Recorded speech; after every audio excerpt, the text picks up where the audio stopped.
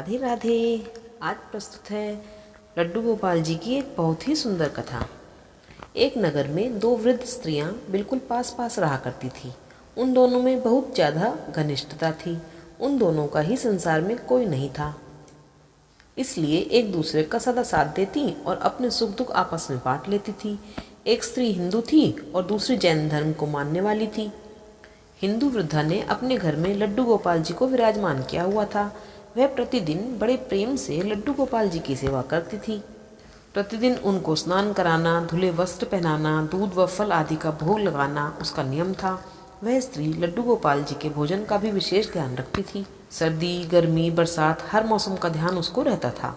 वह जब भी कभी बाहर जाती, लड्डू गोपाल जी के लिए कोई ना कोई खाने की वस्तु या कोई वस्त्र या कोई खिलौना अवश्य लाती थी। लड्डू गोपाल के लिए उसके मन में अपार श्रद्धा थी, अपार प्रेम था। उधर जैन वृद्धा भी अपनी जैन परंपरा के अनुसार भगवान की सेवा भाव में लगी रहती थी। दोनों स्त्रियों के मध्य भी परस्पर बहुत ही प्रेम भाव था। दोनों ही एक दूसरे के भक्ति भाव और धर्म के प्रति पूर्ण सम्मान की भावना रखती थी। जब किसी को कोई समस्या होती तो दूसरी उसका साथ देती। दोनों ही वृद्धाएं स्वभाव से बहुत ही सरल और सज्जन थीं। भगवान की सेवा के अतिरिक्त उनका जो भी समय शेष होता था, वह दोनों एक दूसरे के साथ ही व्यतीत करती थीं। एक बार हिंदू वृद्धा को एक माह के लिए तीर्थ यात्रा का अवसर प्राप्त हुआ।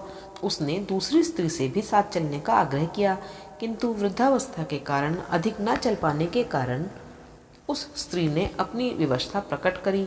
हिंदू वृद्धा ने कहा, कोई बात नहीं, मैं जहाँ भी जाऊंगी भगवान से तुम्हारे लिए प्रार्थना करूंगी।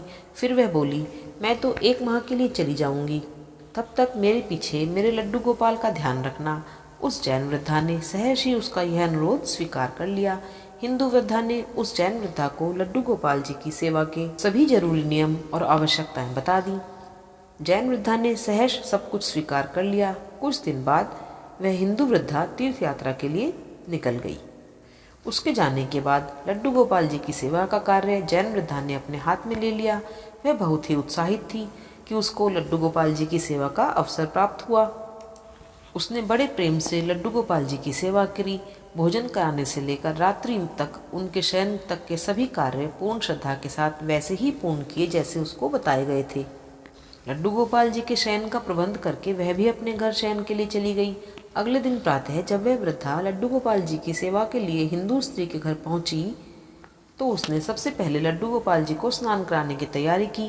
नियम के अनुरूप जब वह लड्डू गोपाल जी को स्नान कराने लगी तो उसने देखा कि लड्डू गोपाल जी के पैर तो पीछे की तरफ मुड़े हुए हैं। उसने पहले कभी लड्डू गोपाल जी के पाँव नहीं देखे थे। जब भी देखा उनको वस्त्रों में ही देखा था। वह नहीं जानती थी कि लड्डू गोपाल जी के पाँव हैं ही ऐसे, घुटनों के बल बैठे हुए।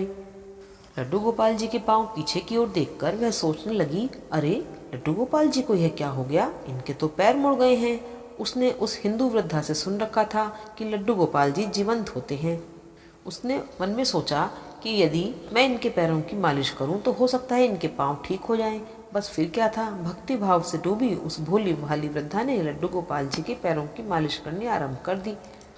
अब नियम से वह प्रतिदिन 5 बार उनके पैरों की मालिश करने लगी।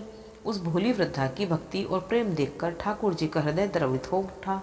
भक्त वत्सल भगवान ने अपनी करुणावश अपना प्रेम उस वृद्धा पर उड़ेल दिया। एक दिन प्रातः उस जैन वृद्धा ने देखा कि लड्डू गोपाल जी के पांव ठीक हो गए हैं और वह सीधे खड़े हो गए हैं। यह देखकर वह बहुत प्रसन्न हुई और दूसरी स्त्री के आने की प्रतीक्षा करने लगी। कुछ दिन पश्चात दूसरी स्त्री वापस लौटी तो उसने घर आकर सबसे पहले अपने लड्डू गोपाल के दर्शन किए, किंतु जैसे ही वह लड्डू गोपाल के सम्मुख पहुंची तो देखा कि वह तो अपने पैरों पर सीधे खड़े हैं। यह देखकर वह अचंभित रह गई। वह तुरंत उस जैन स्त्री के पास गई और उसको सारी बात बताई और पूछा कि मेरे लड्डू गोपाल जी कहाँ गए। यह सुनकर उस जैन महिला ने सारी बात बता दी। उसकी बात सुनकर वह वृद्ध स्त्री सन्न रह गई और उसको लेकर अपने घर गई। वहां जाकर उसने देखा तो लड्डू गोपाल जी मुस्कुरा रहे थे। वह लड्डू गोपाल जी के चरणों में गिर पड़ी और बोली, हे गोपाल, आपकी लीला निराली है। मैंने इतने वर्षों तक आपकी सेवा की किंतु आपको नहीं पहचान सकी। फिर उस जैन वृद्धा से बोली कि तू धन्य है, तुझको नहीं मालूम कि हमारे लड्डू गोपाल के पाँव तो ऐसे ही हैं पीछे की ओर, किंतु तेरी भक्ति और प्रेम ने तो लड्डू गोपाल के पाँव भी सीधे कर दिए। उस दिन के बाद उन दोनों स्त्रियों के मध्य प्रेम भाव और अधिक बढ़ गया। दोनों मिलकर लड्डू गोपाल जी की सेवा करने लगीं। वह दोनों स्त्रियां जब तक जीवित रहीं तब तक लड्डू गोपाल जी की नियमित सेवा करती रहीं। जय जय श्री राधे।